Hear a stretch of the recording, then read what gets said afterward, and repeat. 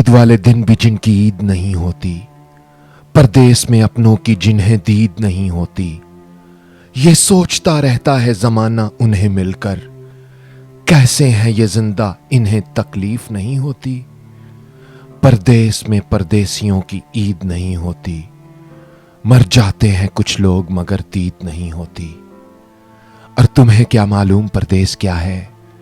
देश से बहुत दूर ये ऐसी जगह है जहां मजबूर होना पड़ गया है, अपनों से दूर होना पड़ गया है। और जहाज में बैठते ही एहसास होने लगता है जिन्हें मैं छोड़ आया हूं उन्हें अब मिल नहीं सकता, और फिर किसी खुशी में भी यारो दिल नहीं लगता। दुनिया भर में रहने वाले मेरे तमाम परदेसी बहन भाइयों को इस नाचीज उज़ैर रशीद की तरफ से ईद मुबारक। परदेसियों, मुझे फॉलो कर लेना, अब तुमसे बहुत सी बातें करनी है। एक परदेसी ने दूसरे परदेसियों से दिल की बातें करनी है।